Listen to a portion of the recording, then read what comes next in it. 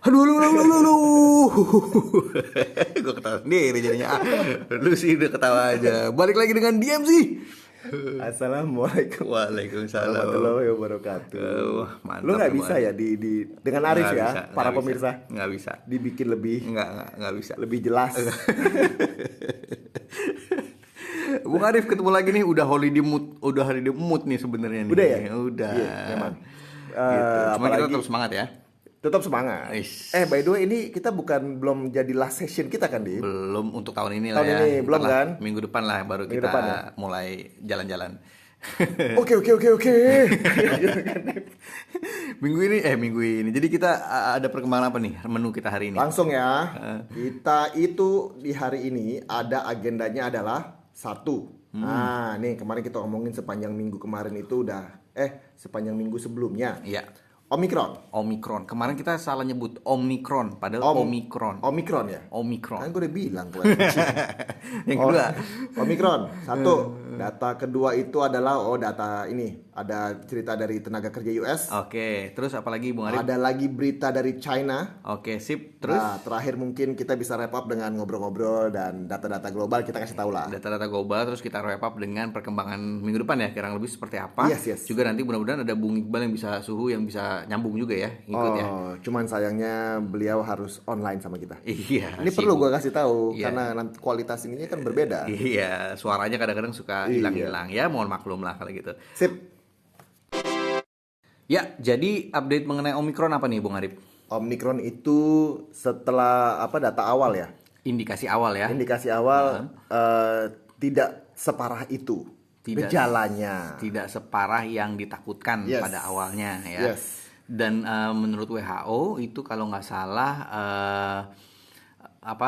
kurang lebih sama lah varian ini dengan Yang tidak lebih berbahaya dibandingkan varian yang lain gitu, katanya sih, kata-katanya seperti Tapi kemarin gue lihat ada beberapa tuh yang dicurigai udah masuk Indonesia segala macam, lu lihat gak? Iya, tapi katanya dibantah sama Kemenkes, jadi gue juga bingung. Kita mesti percaya siapa? Enggak, jadi kalau misalnya gitu, lihat aja indikasinya ada orang Afrika masuk sini apa kagak? Gitu. Tapi kita nggak tahu juga kan yang udah ketemu. Anyway, biarkan negara yang berurus. Iya, kita lihat sih sebenarnya secara Omikron sendiri sudah mereda karena ternyata di Afrika sendiri memang banyak kasus baru tapi tidak menambah beban rumah sakit. Artinya mungkin bisa rawat jalan mungkin. Masih cukup Gitu. Masih cukup tempatnya. Either mungkin bisa rawat jalan, virusnya nggak terlalu berbahaya, atau orang Afrikanya kuat-kuat. Kayaknya sih kuat-kuat. Gitu. Nah, itu satu. Tapi di satu sisi itu kasus di US dan di Eropa itu juga semakin tinggi sih sebenarnya. Itu yang mungkin juga dari satu sisi Omikronnya mereda, oke, tapi dari satu sisi dari Eropa dan US kasusnya lumayan meningkat. Gitu ya? Gitu. Lu ngeliat di mana? Data COVID Amerika gitu. Ya. Di Jerman katanya kasusnya lumayan tinggi lagi. Nah, Tapi udah gak ada demo-demo lah ya, at least ya. so far nggak ada beritanya, nggak tahu kalau mungkin di sono ada ya. Makanya kita harus ke sono kayak Bung Betul. Arif ya. Amin. Gitu ya. Nah, itu dari Omikron yang sudah mereda. Terus kemudian ada apa lagi Bung Arif? Ada data tenaga kerja dari US, Dim. Gimana? Nah, Oke nggak nih? itu NFP-nya bagus. NFP Non-farm berarti payroll. Oke, penambahan tenaga kerja Betul. di dunia selain pertanian. Betul. Oke, gimana? Jadi naik ya? Lu ngapain definisi? Lu bikin gue mikir aja jadi. 210.000 Oke. NFP. Itu agak lower sih dari sebelumnya tuh 540-an ribu. Oke, Nah. jadi itu membuat US-nya agak turun ya? Iya. Oke. Jadi risk-nya agak mix jadinya. Oke. Risk mode-nya. Oke. Nah, Tapi sentimen awal minggu ini jadi overall ini masih masih mix kalau gue bilang ya. masih mix di Masih awal, tapi kemudian seiring dengan meredanya Omikron jadinya marketnya mulai membaik ya. Iya, itu kan kalau lo ngomong sampai akhir minggunya ya banyak. Itu sentimennya agak membaik. Kalau pertengahan dari awal sampai pertengahan minggu seiring dengan ketakutan akan Omikron mereda, ini yang membuat marketnya sentimen jadi membaik. Kemudian di pertengahan minggu, nah ini kalau misalnya teman-teman dilihat dari awal sampai mungkin sekitar hari Rabu ya, itu rupiah kita sendiri menguat loh dari tadinya sekitar 14.400-an, Ini sempat rupiah kita di pertengahan itu sampai 14.320 lah, sempat 325 kurang lebih, sebelum nanti di akhir minggu itu melemah lagi, nanti kita cerita. Tapi basically yaitu karena sentimen Omicron mereda Iya, overall. lumayan tuh beda apa gara-gara si Omicron agak mereda dan ceritanya ternyata tidak semengerikan itu lumayan memperbaiki risk sentimennya market sih. Iya, jadi lebih ke risk on ya. Jadi lebih risk on. Jadi rupiah kita juga sempat Karena menguat. Karena kalau emang kita cerita lagi minggu lalu kan yang gebuk-gebukin market berantakan kan ya si Omicron ini. Iya, betul, betul. Itu berarti dari awal sampai pertengahan marketnya oke, membaik. Nah, tapi di pertengahan minggu ini market sudah mulai ada yang profit taking ya. Jadi Oke. Buru-buruan. karena memang ada beberapa hal. Pertama, ada perkembangan terkait harga minyak lagi. Kenapa ini? Jadi seiring dengan meredanya Omicron, itu berarti kan industri harusnya masih akan terus berlanjut. Ya. Tadinya kan ditakutkan Omicron ini akan Memperlambat. membuat ya industri akan turun lagi. Nah, ini berarti industri masih naik lagi, berarti masih bisa berkembang lagi sehingga Betul. Supply. kemungkinan permintaan harga minyak jadi tinggi gitu. Makanya harga minyak ini naik Ya. dengan meredanya Omicron, dan juga berarti itu industri bisa terus berlanjut gitu. Ya. Nah, itu yang membuat market profit taking. Terus kemudian dolar indeks ini secara keseluruhan sebenarnya dolar itu menguat seperti yang tadi Bung Arif bilang ya, dengan data Amerika tadi dolar indeks itu menguat. Tetapi di tengah penguatan dolar terhadap rupiah, dolar nggak ngelawan. Artinya pada pertengahan awal sampai pertengahan itu rupiah masih menguat, tapi memang di akhir minggu ujung-ujungnya dolar juga masih kembali menunjukkan performance-nya yang bagus. Ini juga ditambah dengan beberapa data di beberapa data di minggu kemarin. Jadi itu kita bahas nih ya, Bung Arif. Data minggu kemarin itu ada pertama interest rate dari Australia dan Kanada itu sesuai dengan ekspektasi, mereka menahan suku bunganya di 0,1 dan 0,25 untuk yang Kanada, 0,1 untuk Australia. Nah, mungkin itu nggak terlalu majors lah karena udah sesuai dengan ekspektasi. Cuman yang mungkin agak membuat market ketar-ketir juga ini karena data pertumbuhan GDP dan juga data inflasi dari beberapa negara. Eropa, Dim. Pertama dari GDP Eropa. GDP Eropa year on year itu sebenarnya bagus ya, dia lebih tinggi daripada forecast.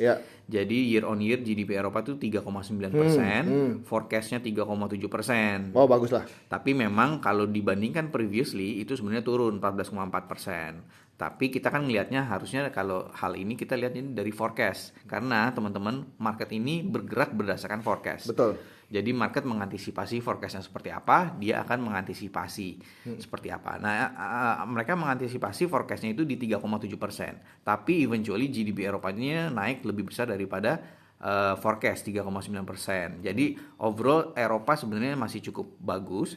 Tetapi Jepang ini untuk quarter 3 di analyze, di setahunkan itu mengalami penurunan nih Bung Arif, GDP Apanya?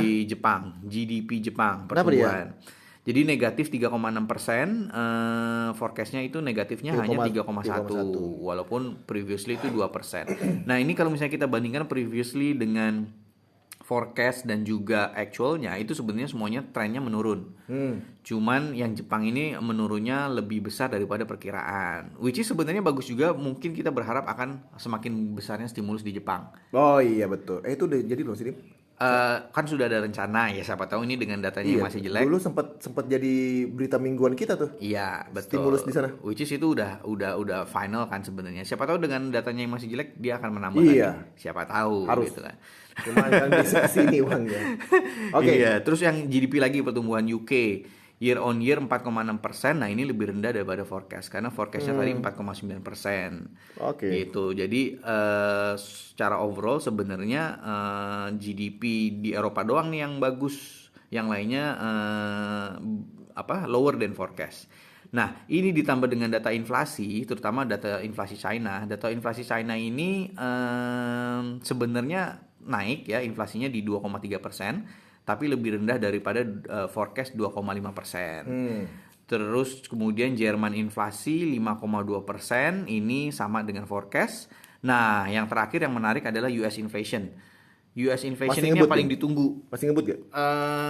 Dia ini same as forecast datanya 6,8%. Wih, untuk US tuh tinggi loh. Iya. Untuk US. Untuk negara berkembang sebenarnya ini tinggi-tinggi, tapi karena ini same as forecast, jadi market juga akhirnya ya udah mulai price in. Cuman yang mungkin perlu di-highlight ya Bung Arif, bahwa inflasinya ini masih tinggi-tinggi, sementara GDP-nya masih agak rendah. Iya, iya, iya. Nah ini yang mungkin Kalau ini kan menyebabkan, kayak orang baru bangun kan, ya nggak? ya betul, Benchmark pembaginya itu apa sih istilahnya? pembilang penyebut. Ya itulah. Kan rendah banget pas COVID tuh. Iya, Nah, iya, benar. Jadi pas COVID rendah, nah ini udah pada mulai beraktivitas lagi, jadi sehingga naik gitu ya. Jadi tapi di satu sisi, nah ini mudah-mudahan nggak kejadian. Cuman kan kita takut inflasinya tinggi, tapi growth-nya masih rendah, jadi ujung-ujungnya stagflasi. Oh begitu teorinya ya? Yang kita kemarin bahas waktu Iya, itu. iya. Jadi kalau misalnya inflasi tinggi tapi pertumbuhan nggak kemana-mana, namanya stagflasi. Stagflasi. Inflasi bodong lah istilahnya. Oh iya. Kayak iya. motor, ada motor bodong. Udah. Ada udel bodong juga. Nah, jadi mungkin Bodoh. jadi ini yang mungkin di akhir minggu marketnya sentimennya agak takut-takut lagi nih. Gitu. Jadi makanya rupiah yang tadinya sempat powerful ya 14.320, jadi balik lagi ke 14.375.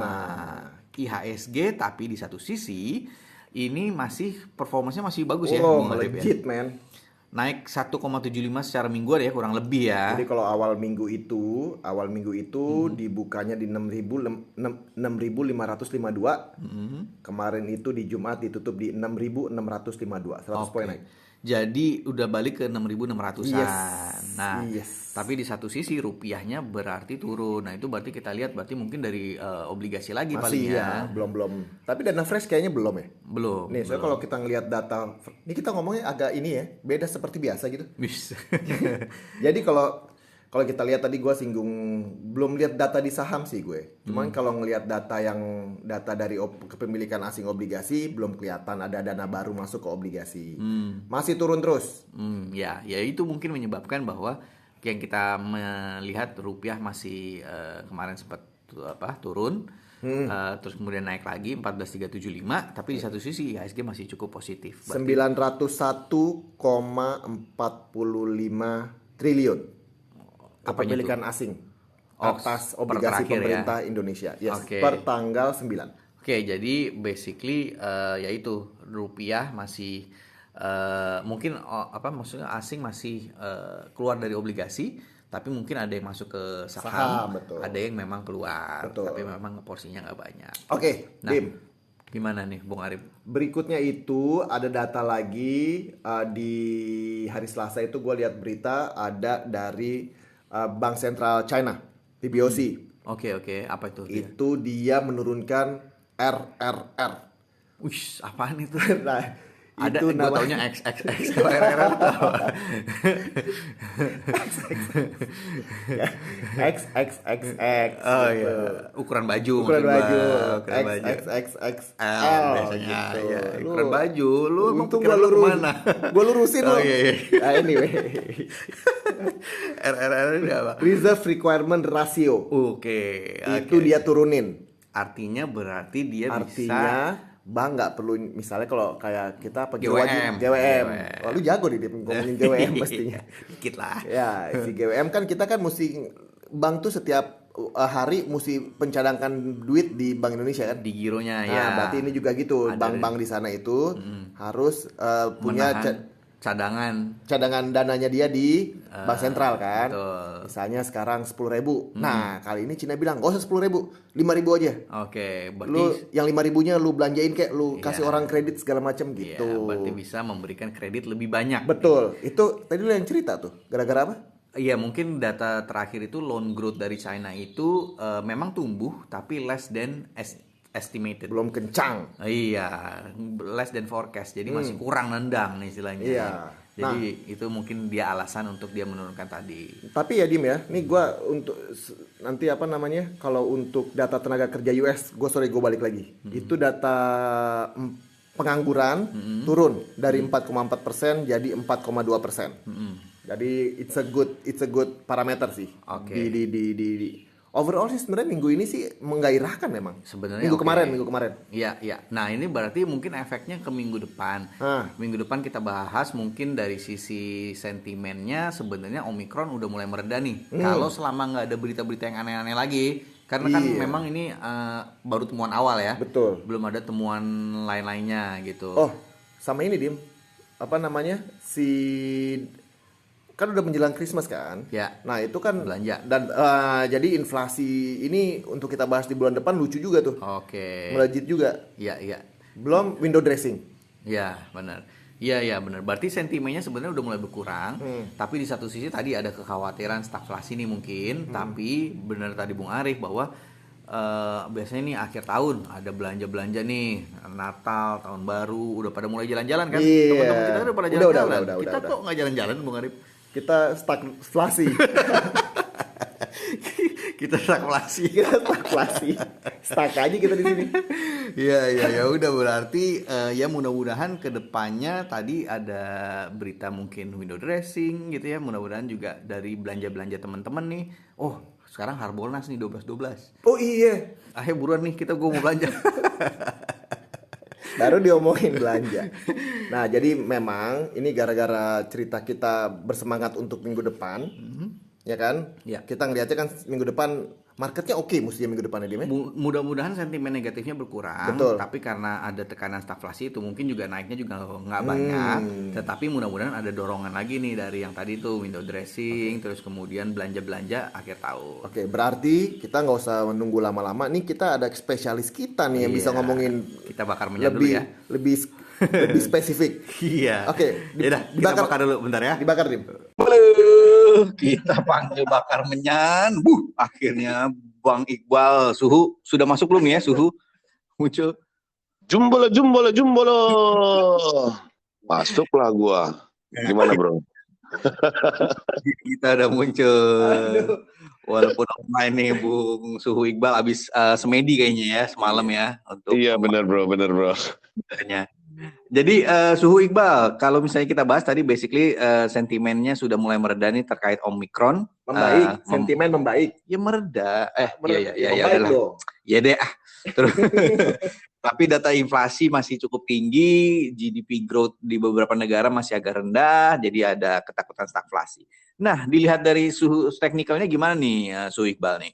Yes, berdasarkan tadi Bro Arif dan Bro Dimas update di fundamentalnya, gue cocok juga. Dan dari sisi teknikal untuk indeks sendiri, sampai hari ini gue ngelihat memang yang kemarin udah mulai proving ya, kalau tahanan dia di 6490 tuh.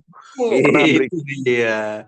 Yes, benar. Pernah break di bawah 6490, tapi mental balik di atasnya. Jadi teman-teman yang ngikutin podcast ini, perhatikan aja. Kalau dia 2 hari berturut-turut ya, nggak boleh ada lagging sehari. Maksudnya, pertama ditutup di bawah 6490, besoknya ditutup di 65 lebih, itu udah gagal, itu udah batal. Pembentukan candle udah batal. Jadi kalau 2 hari berturut-turut di bawah 6490, teman-teman udah harus aware tuh di situ tuh. Udah mulai harus rebalancing, teman-teman punya porto. Nah, itu titik krusialnya. 6490 tetap titik krusialnya di situ. Yang kedua, kalau untuk bilang titik krusial itu, kalau misalnya 2 hari berturut-turut di bawah 6490, artinya akan merosot lebih jauh atau gimana maksudnya?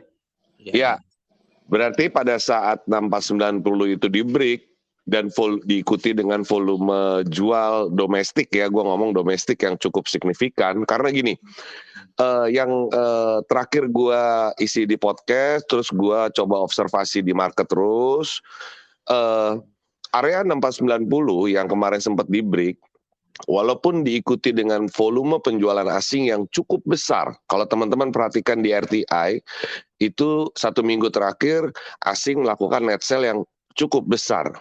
Kurang lebih 3 triliunan dah kalau buka di RTI. Tapi domestiknya masuk terus nih. Terus ditahan sama domestik, sama lokal. Bargain hunting ya? Yes, betul. Nah, beberapa hari ini bursa juga sudah mulai memberlakukan bahwa kode broker dihapus. Jadi kita nggak bisa lihat tuh Broker-broker mana yang melakukan, kenapa? Nggak bisa ngikutin jadinya ya? Nggak bisa ngikutin, kita udah nggak tahu lagi broker-broker mana yang melakukan pembelian terus nih. Nah, cuma pada saat dia mau break di bawah 6490, asing melakukan jual, ada beberapa IPO yang menurut saya lumayan cukup besar ya. Salah satunya ada perusahaan chat itu melakukan IPO dan cukup berhasil. Dan ada beberapa bank-bank mini yang melakukan right issue. Ya, intinya gini, asing melakukan penjualan, tapi dengan adanya IPO, dengan adanya right issue, dan sentimen di akhir tahun, domestik masih bisa menahan kejatuhan indeks lebih dalam lagi ya. Nah, betul. itu dari sisi teknikal untuk supportnya. Oke. Nah, untuk resistennya masih bertahan di atas 6.600 dan 2 hari berturut-turut kemarin dia tahan di atas 66, 6605, 6608, akhirnya mentah lagi. Walaupun di akhir Jumat sempat ketarik ke bawah tapi ditutup naik di 6614. Saya melihat bahwa masih terbuka ruang untuk indeks untuk ngehit ke area 6.835. Saya masih melihat ruang, peluang itu terbuka gitu sampai akhir tahun 2021. Begitu, Bung Arif dan Bung Dimas. Luar biasa. Berarti strong ya, masih strong ya untuk di pasar sahamnya, masih strong juga ya berarti ya, Suhu ya? Iya, masih strong karena hari Kamis dan hari Jumat nanti saya sharing chartingnya, itu bentukan indeks, bentukan candlenya sangat baik, diikuti dengan volume. Sementara indikator pendukung, ada 4 indikator pendukung yang saya pakai, 2 itu memang sudah confirm untuk naik. Iya. Nah, pertanyaan berikutnya, karena teknikal dibentuk oleh fundamental, apakah yang akan terjadi tanggal 14-15? Ada baiknya kita sebelum tanggal 14-15 atau enggak di tanggal 14 malamnya kita ngelakuin podcast tuh. Seru lagi tuh, ya kan? Cermatin FOMC meeting tanggal 14 nanti ya. Iya, betul.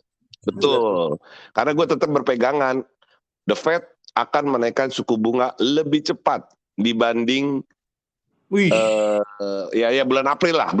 Gue ngeliat akhir kuartal 1 udah pasti dia harus naikin suku bunga lah.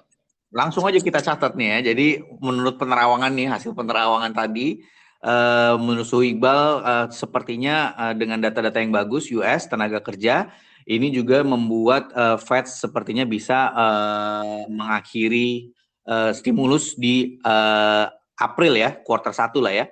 Yes, betul. Apalagi kalau teman-teman lihat juga pada saat nanti ada economic calendar yang isinya di dalamnya ada unemployment rate, kalau sudah di bawah 4%, dah kelar hidup lo. Itu otomatis pasti naik suku bunga. Oke. Next ya, Dim. Oke, jadi itu dari ISG. Kalau rupiahnya gimana? Kamu rupiah kan kemarin sempat menembus tahanan 14.375 nih. Yes. 14.400 walaupun akhirnya di minggu kemarin sempat turun lagi di bawah 14.400, terakhir ditutup 14.375 lah kurang lebih. Nah, ini memang sudah melebihi batas tapi ujung-ujungnya lumayan kuat lagi nih dia rupiahnya. Nah, ini gimana nih pandangan Suhu Iqbal? Ya, kalau kita ngomongin US rupiah, berarti di dalamnya kita ngomongin komponen foreign capital outflow lah, ada di situlah namanya hot money-nya lah, ya. Nah, gua ada pertanyaan sedikit, karena gini, pada saat indeksnya tidak bergerak, maksudnya indeksnya nggak turun terlalu dalam di bawah 6490, masih terjaga lah, walaupun asing keluar tuh. Lumayan cukup besar nih di 1 minggu terakhir.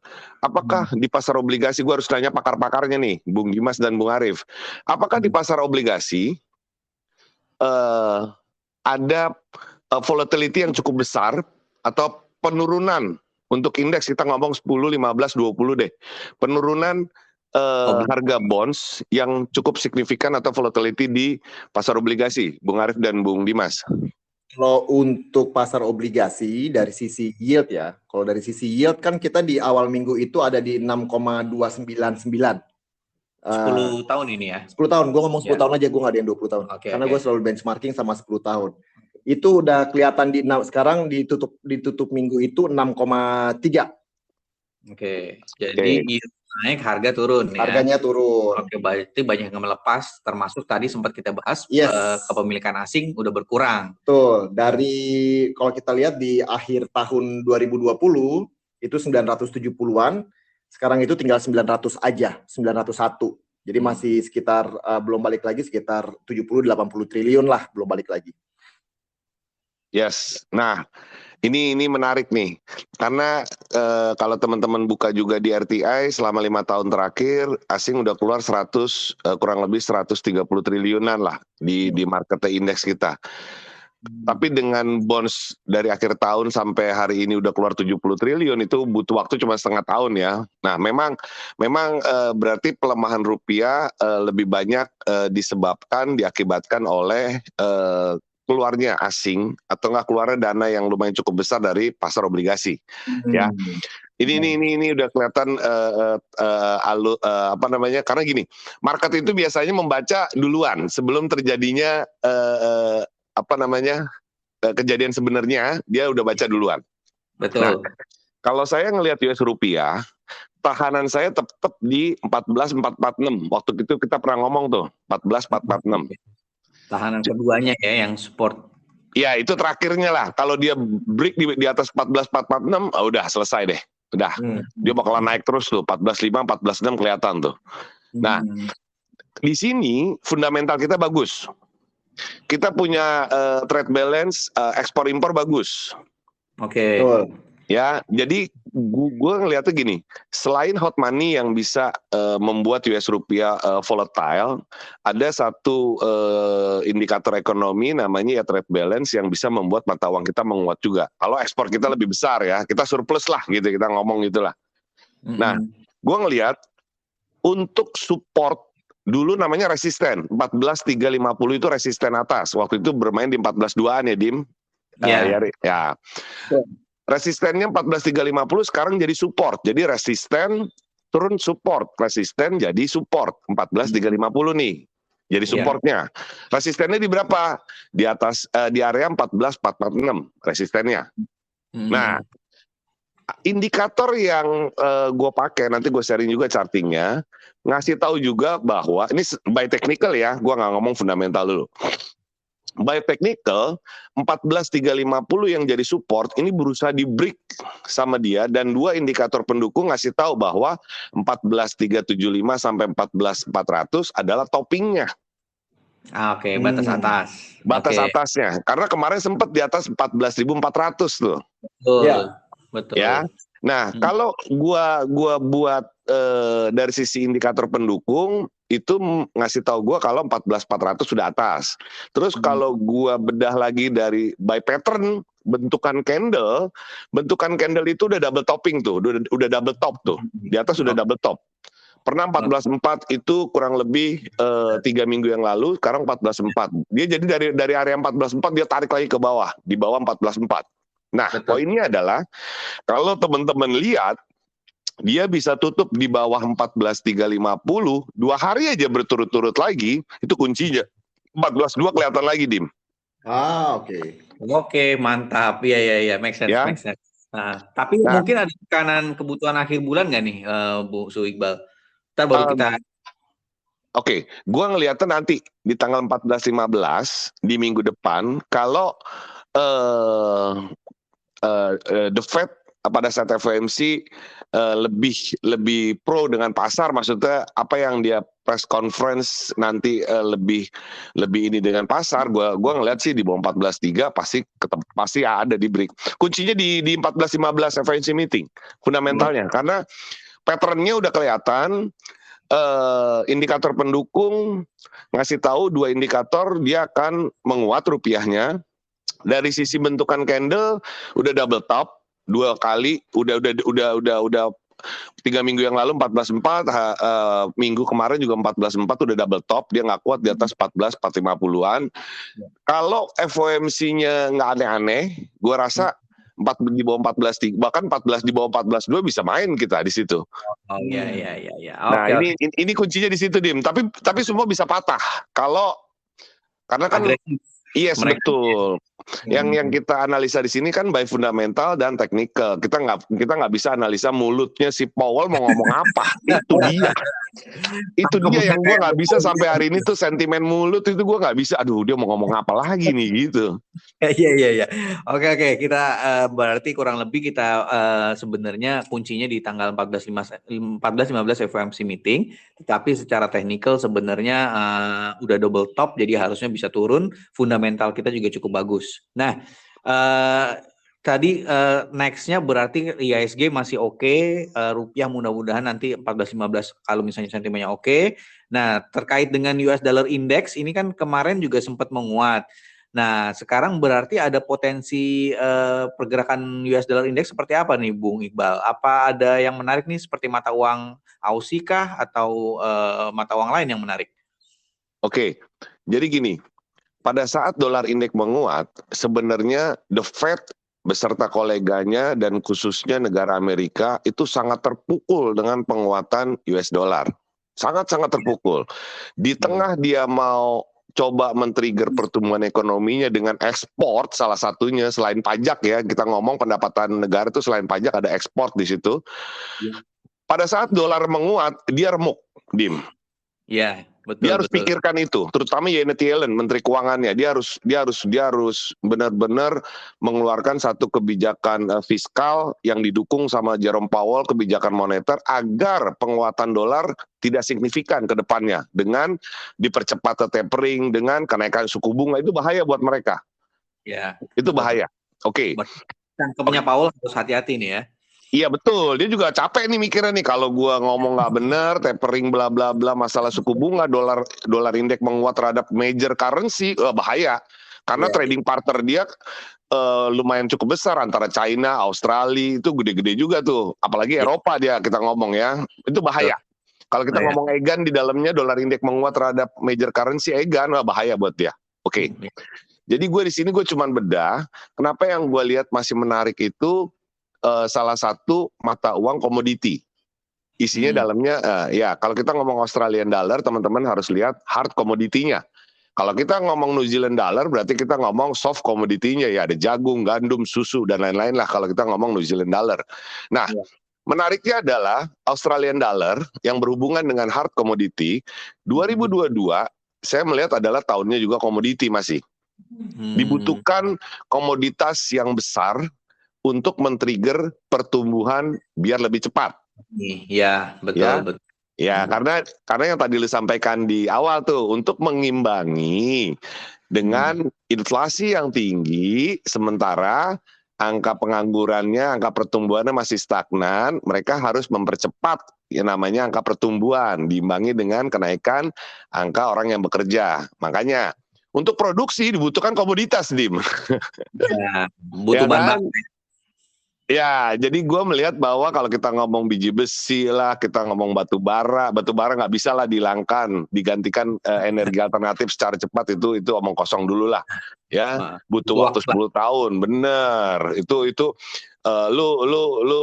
lu biasanya ya pokoknya lu ganti pakai baterai semua dari batu bara ya susah lah, nggak secepat itu gitu. Nah, gue melihat bahwa untuk mata uang Aussie dollar ini menarik. Aussie dollar itu, kalau gue bongkar teknikalnya, area yang mau di-break sama dia 0.7250, Dim. Oke, ya. Nah, kalau dia bisa sustain di atas 0.7250, itu 74 tuh udah kelihatan sama kita.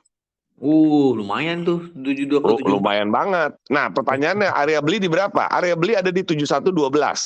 Kalau kita buletin 7115 lah. Kalau mau beli di dekat area 71 kecil lah. Iya. Oke. Ya, 0.71 kecil lah. Sekarang kan running rate 0.7170 gitu kan. Ya, nah, untuk area 7115, tapi 7115 agak kejauhan. Oke. Area itu adalah area konservatif. Kalau lu mau main moderat agresif, lu boleh beli di area 7140 sampai 7150. Untuk kaki pertama, gua ngomong. Iya, bagi dua lah ya. Gua baginya di sini bagi dua, cuman gue baginya 60-40, bukan 50-50. Iya. Nah, 60% di kaki pertama, 40% di kaki kedua. 40% di berapa, Bal? Oke, lu lihat tahanan kedua di 7035, 0.7035. Kalau dia nggak kuat ditutup di bawah 0.735, lu beli lagi 40% mau di 7120 kayak 7090 kayak bebas. Tapi lu lihat dulu nih, kalau dia break 7112 berarti ada 7035. 7035-nya dia nggak kuat, ditutupnya tetap di atas 7035 2 hari lagi, lu boleh beli di level at any level lah. Iya. Bener, supaya nggak ketinggalan ya. Supaya nggak ketinggalan, karena tetap target pertama ada di 7250. Pada saat 7250 gua taking profit semua bang, enggak, lu observasi dulu.